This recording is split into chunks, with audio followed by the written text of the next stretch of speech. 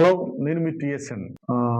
ఎవరైనా అరెస్ట్ అయితే మీరు ఖచ్చితంగా పానిక్ అవ్వకండి, భయపడకండి. ఖచ్చితంగా ఎవరినైనా అరెస్ట్ చేయాలంటే అది బిఎన్ఎస్ఎస్ అంటే భారతీయ నాగరిక సురక్ష సంహిత 2023 ప్రకారం మాత్రమే జరుగుతుంది. దాని ప్రకారము ఎవరినైనా అరెస్ట్ చేయాలంటే పోలీసులు అనేవాళ్ళు 2 రకాలుగా అరెస్ట్ చేస్తారు. వారెంట్‌తో కూడిన అరెస్టులు, వారెంట్ లేకుండా చేసే అరెస్టులు. ఏదైతే పెద్ద అత్యాచారాలు ఏవైతే పెద్ద పెద్దవి ఉంటాయో వాటిలో ఎటువంటి వారెంట్ లేకుండానే అరెస్ట్ చేయొచ్చు. అదేవిధంగా చిన్న చిన్న నేరాలు, క్రిమినల్ యాక్టివిటీస్ ఉంటే వాళ్ళని వారెంట్‌తో కూడిన అరెస్ట్ మాత్రమే చేయాల్సి ఉంటుంది. అయితే అరెస్ట్‌లో భాగంగా ఫస్ట్ మనం ఏం చేయాలి? ఫస్ట్ ఏంటంటే ఎవరిని అరెస్ట్ చేస్తున్నామో అతని పేరు, అడ్రస్ కరెక్ట్‌గా లేదా చెక్ చేసుకోవాలి. అదేవిధంగా ఎవరు అరెస్ట్ చేయాలంటే ఎవరైతే ఎలిజిబుల్ పర్సన్ ఉంటారో వాళ్ళకి సంబంధించిన ఐడెంటిటీ కార్డులు గానీ, ఆ డ్రెస్ కోడ్‌తో ఉండి వాళ్ళని అరెస్ట్ చేయాల్సి ఉంటుంది. అదేవిధంగా అరెస్ట్ చేసే ముందు పోలీసులు ఒక నోటీస్ మెమో లాంటిది ఇవ్వాలి. మిమ్మల్ని అరెస్ట్ చేస్తున్నామని. అదేవిధంగా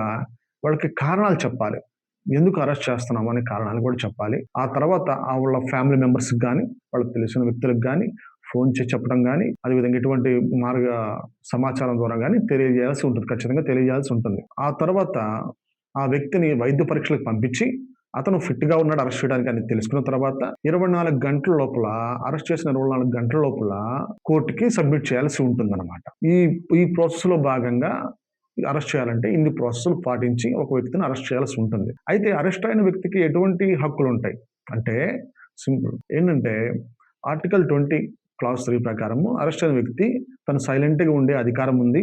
అదేవిధంగా పోలీసులంతా ఇబ్బంది పెట్టినా గానీ, ఆ యొక్క ఇబ్బంది పెట్టి గట్టిగా వ్యతిరేకంగా చెప్పమన్నా గానీ మనం చెప్పాల్సిన ఆవశ్యకత ఏం లేదు. మనకి ఆర్టికల్ 20 క్లాస్ 3 ప్రకారం మనం ఉపయోగించుకొని ఆ యొక్క సైలెంట్‌గా ఉండే అధికారం మనకుంటుంది. అదేవిధంగా న్యాయవాదిని కలవచ్చు, సంప్రదించవచ్చు, జరిగిన అన్యాయం గురించి చెప్పవచ్చు, బెయిల్‌కి అప్లై చేసుకోవచ్చు. అదేవిధంగా ఎవరైనా మహిళలు అరెస్ట్ చేసినట్లయితే ఖచ్చితంగా మహిళా ఆఫీసర్ ఉండాల్సిందే.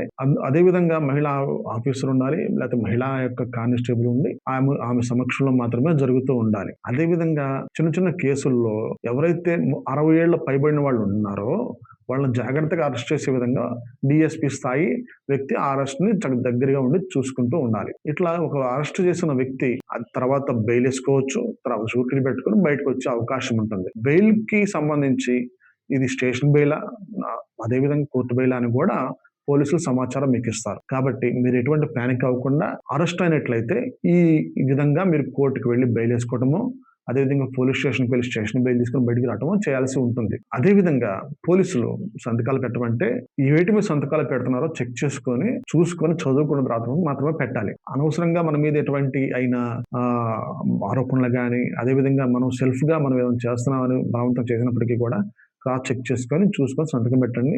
అదేవిధంగా ఖచ్చితంగా మీ న్యాయవాదిని సంప్రదించి ఖచ్చితంగా మీకు లీగల్ రెమెడీస్ ఏమైతే ఉన్నాయో వాటి అన్నిటిని మీరు ఉపయోగించుకోవాల్సిందిగా కోరుతున్నాను. ఇట్లు మీ టీఎస్ఎన్.